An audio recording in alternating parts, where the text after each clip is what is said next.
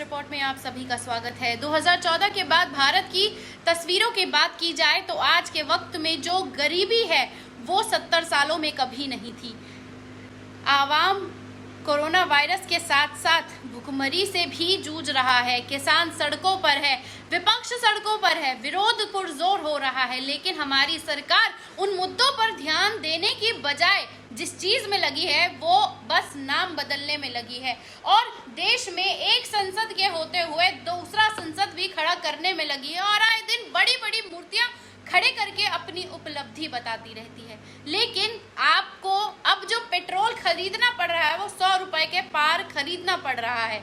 और तो और आए दिन यूपी के मुख्यमंत्री ये बोलते हैं कि 30 लाख लोगों को हम डेली रोजगार दे रहे हैं। खैर, इन सब मुद्दों पर आज बात नहीं करेंगे, बात करेंगे तमाम उन जजों की सुरक्षा को लेकर जिस पर सुप्रीम कोर्ट ने खुद संज्ञान लिया है और सवाल पूछा है सरकार से, सीबीआई से, पुलिस से कि हमारी सुरक्षा का क्या है पूरा मामला। जल्दी से आपको बता देते हैं। जजों की सुरक्षा को लेकर सुप्रीम कोर्ट ने खुद संज्ञान लिया था। शुक्रवार को इस सिलसिले में सुप्रीम कोर्ट ने सुनवाई हुई और पिछले हफ्ते झारखंड के धनबाद के एक जज की संदिग्ध मौत के बाद चीफ जस्टिस एनवी रमन्ना ने पूरे देश की जजों की सुरक्षा को लेकर चिंता जताई थी। केंद्र सरकार को सुनवाई के दौरान हाजिर होने को भी कहा था, लेकिन सुप्रीम कोर्ट ने सीधे कहा कि जज की मौत के लिए राज्य सरकार जिम्मेदार है। सुनवाई में केंद्र सरकार की तरफ से अटॉर्नी जनरल के वेणुगोपाल भी पेश हुए थे। उसी के साथ ये भी बता दें कि जस्टिस रमन्ना ने जजों की सुरक्षा और उनकी लाचारी को लेकर कड़ी नाराजगी जताई है और जस्टिस रमन्ना ने कहा है कि भारत एक ऐसा देश है जहां जजों को पता ही नहीं है अगर उनको कोई दिक्कत है तो वो शिकायत कहाँ करे।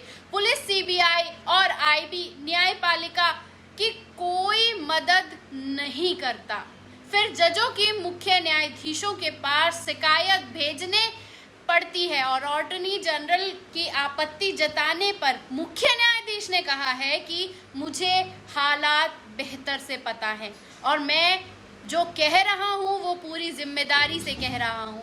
जस्टिस रमन्ना ने कहा कि पूरे देश के जज शिकायत करते हैं कि उनको धमकाने की कोशिश की जा रही है। कभी फोन पर गंदे मैसेज भेजे जाते हैं तो कभी फेसबुक पर लोग उन्हें धमकी भरा मैसेज भेजकर पोस्ट कर देते हैं। यह हाल निचली अदालत, सुप्रीम कोर्ट दोनों जगह पर है। पुलिस कोई कार्रवाई नहीं करती। उसी के साथ साथ उन्होंने ये भी कहा कि धनबाद के जज उत्तम आनंद की मौत के मामले में जस्टिस ने ये अफसोस जताते हुए कहा कि जज की कॉलोनी में कोई सुरक्षा क्यों नहीं दी गई है। ऑफिसर की मौत हो गई, इसके लिए सरकार जिम्मेदार है। इसी के साथ उन्होंने ये भी कहा कि धनबाद में कोयला माफिया पूरी तरह से सक्रिय है। ऐसे में जजों को सुरक्षा कौन देगा। झारखंड सरकार के वकील राजीव रंजन ने कहा कि जजों की कॉलोनी में चारों तरफ बाउंड्री भी करा दी गई है, लेकिन जस्टिस रमन्ना ने कहा कि गैंगस्टर्स के लिए बाउंड्री वॉल कोई मायने नहीं रखता, उसके आगे जाकर सुरक्षा देनी होगी। और उन्होंने ये भी कहा कि झारखंड सरकार को और एक अधिवक्ता ने फिर बताया कि जज को सुरक्षा भी दी गई जा रही है। धनबाद के मामले में जांच को सीबीआई को दे दिया गया है। 2 आरोपी पकड़े भी गए हैं। चीफ जस्टिस ने फिर सभी राज्य को, सरकारों को ये नोटिस जारी करते हुए कहा है कि जजों की सुरक्षा की स्थिति की जानकारी भी मांगी है। अगली सुनवाई सोमवार को होगी। लेकिन बात वही है कि देश में सुरक्षा किसको मिल रही है, उस सुरक्षा के बारे में कोई बात नहीं करना चाहता, उस पर कोई सवाल नहीं उठाया जाना चाहता। अगर आप सत्ता की चाटुकारिता में हैं तो बाबरी मस्जिद जैसे केस में सरकार के हक में फैसला देने वाले जज को क्या पद मिला वो आपके सामने है। लेकिन उससे इतर एक बात और भी है कि पेगासस के जरिए जजों के ऊपर पूरी तरह से निगरानी की जाती है, उनकी कमजोर नस पकड़ी जाती है और उसके बाद अपने काम के हिसाब से डरा धमका कर इज्जत के नाम पर वो सारे फैसले अपने हक में कर लिए जाते हैं। ये कैसी सरकार सत्ता में है जो सिर्फ अपने फायदे के लिए हर किसी की जान को लटका देना चाहती है, और यारियां जो निभा रही हैं वो अंबानी अडानी से निभा रही हैं।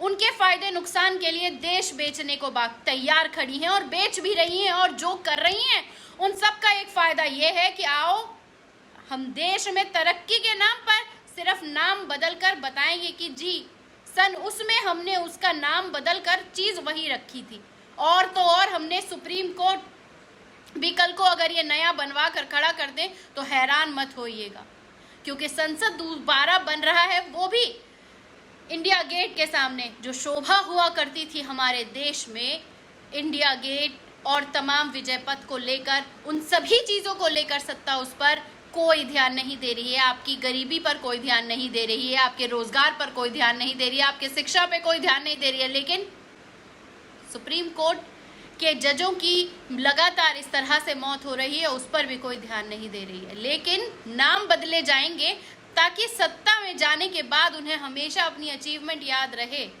कि हमने नाम बदले थे, और सत्ता कभी किसी की नहीं होकर रही है। सत्ता में आए हैं तो जाना भी पड़ेगा, लेकिन ये सत्ता से जाने वालों की जो दिमाग की उपज है वो सिर्फ और सिर्फ आपको लूट कर जाने वाले हैं कि सोच बनाकर आए हैं। 1947 में जब अंग्रेजों को भेज दिया गया था तो वहां पर एक बात क्लियर थी कि अंग्रेजों को अब भगा दिया गया है और देश को अब हम अपने हिसाब से, कैपेबिलिटी के हिसाब से ग्रो करेंगे। लेकिन 2014 के बाद एक ऐसी सरकार आई है कि वो भी इस नियत से आई है कि देश को बेच देंगे और अपने यारों को, मतलब अडानी अंबानी तमाम लोगों को, मैंने नहीं ऐसा नहीं बोला, लेकिन उन तमाम लोगों को फायदा पहुंचाते रहेंगे ताकि जब देश लूट के भागे तो वो लोग इनको बैकअप करने के लिए हमेशा खड़े रहें। लेकिन ये सवाल जाते जाते, ये गंभीर सवाल फिर से आपकी तरफ छोड़े जा रही हूँ कि जजों की सुरक्षा से लेकर आम नागरिकों की सुरक्षा तक पुलिस, सीबीआई, आईबी कोई कुछ काम नहीं करते हैं, और सत्ता की गुलामी के चलते ना जाने ऐसे कितने लोग अपनी जान गंवा रहे हैं। शुक्रिया।